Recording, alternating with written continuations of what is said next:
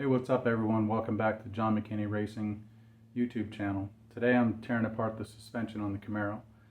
Before I completely disassemble it, what I want to do is pull the springs out, reassemble the control arms with the shock in, and then I'm going to take measurements of the shock for how much chrome is showing when the car is at rest. So I'm going to simulate that by bringing the control arms level, which I know for this particular setup, that's how they were at ride height.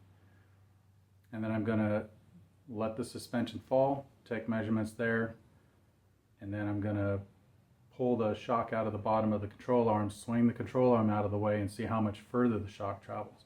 So what that's going to do for me is give me a point of reference, so that when I put my new control arms in, then I have an idea of how I can set it up and where it should be in relation to how it used to be. Because I'm going to be playing around with upper ball joint spacers, both angled and straight, 1 inch, 2 inch, and that'll tell me, do I need to get a shock extender for the top of the shock? Do I not have that much room to play with? How much do I have? And how am I going to achieve that? So I'm going to show you in a little bit what I'm doing, so just follow along. And don't forget to like and subscribe. Thank you.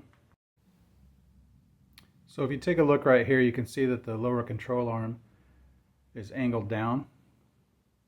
Right? So that's what it looks like when the suspension is at full travel down. And you can see that by the control arm on the top resting on the frame. So what I'm going to do is I'm going to take this lower ball joint out. I'm going to yank the shock out, pull the spring, reassemble it, and then I'm going to jack the lower control arm to where it's level, which is my ride height reference from before. I'm going to reach up inside and start measuring the chrome on the shock to see where it's at when it's at ride height. I'm going to let it fall, see where it's at extended.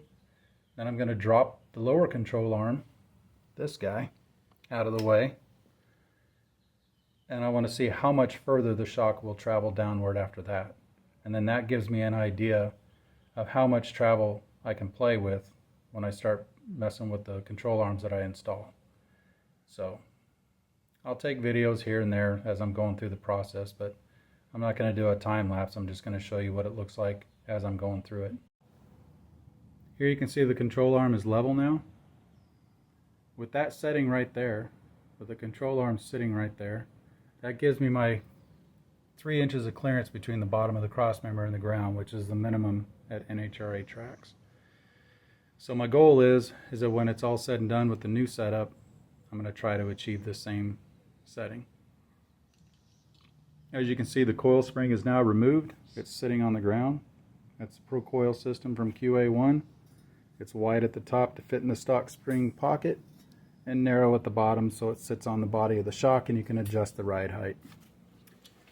So I know that with the lower control arm level to the ground, I measured up in here with the how much chrome is exposed on the shaft, and it's about 2 1/4 inches. I will never bottom this shock out because, well, hopefully, but because I have a neat little wheel down there with the C on it for compression. When I set this car up to run, I let the front end come down gently and it sits level going down the track. So that means that control arm will be like that, and I have 2 1/4 inches of chrome showing on the shock, which a little hard to see it there, but there it is. You can kind of see it through that little window there. But anyway, 2 1/4 inches at ride height. I've got the spindle set up right there with the tape measure. I'm going to drop the jack, see how much travel I have, and that'll tell me what I have available, because I'm going to let the control arm rest against the frame, and then that tells me how much travel I have. Ideally, you want to get as much as you can and then control your front end rise and compression and have the ability to have that adjustment. Do I need 9 or 10 inches of front end travel? No, I don't. But having the availability of front end travel is everything. So you want to set the car up so that you have everything available, and then you use it as you need it.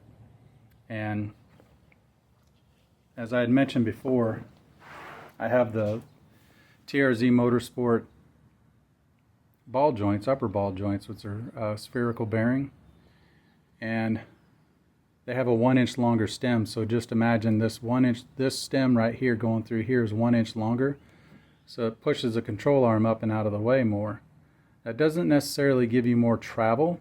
It's not guaranteed, but what it does do, it allows the spindle to move up and down in its arc without changing the camber of the tire, right? You want to minimize that. You want to minimize the tilt on the tire as it's traveling through its arc. And that just makes for more stability for the suspension and going down track and whatnot. And actually it helps after the recovery when you launch the car, front end comes up, comes back down. You don't want the car going all over the place, and keeping the wheel as straight as possible helps you do that. So hopefully when I drop this, I can measure how far the drop is, and then I can see if there's any available travel left on the shock. So when I set up my new control arms, I can go into it knowing that I have some room to play with, and I'm not bottoming the shock out top or bottom. So this is with the suspension at full droop. That means the control arm is resting against the frame. It cannot travel any further. And what's funny to me is that for all these years I thought I had all this suspension travel, and I thought I was doing great. Turns out it's only about 2 3/4 inches, so that's not a lot. But just so you know, it's a different it's a different distance that the spindle travels compared to what the control arm will travel. But at the end of the day, you really are concerned with what the spindle drop is. You care less what's happening up top or down bottom. You care about the overall travel of the wheel. And I only had 2 3/4 inches for the last 25 years, as much work as I did to get that thing to move. So that's pretty funny to me. But I'm going to take a measurement of how much shock is exposed inside the cup, and then I'm going to pop that ball joint on the bottom here. That guy right there. Pop this loose, let the control arm drop.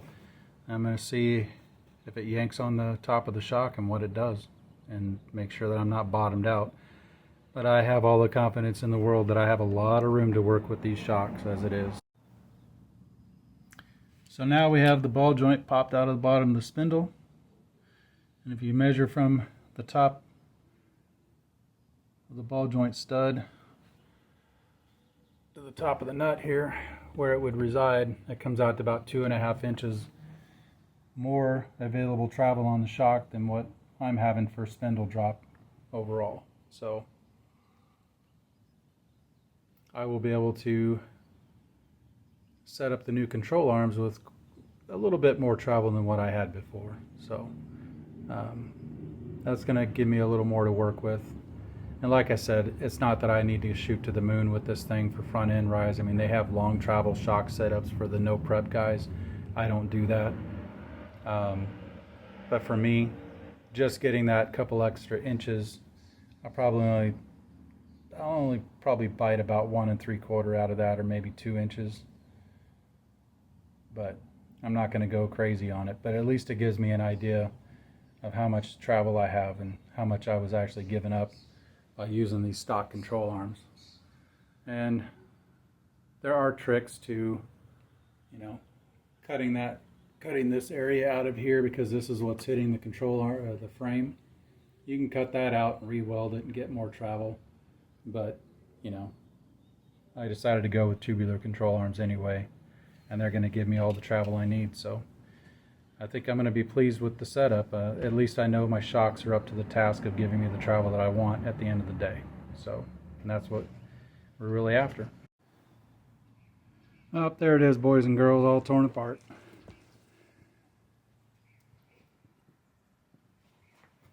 A lot of sunlight out here because the sun's going down, and my house just happens to be in the right spot for that. So anyway, another thing I'm going to do is I'm going to lob off the end of the frame here so I can box it and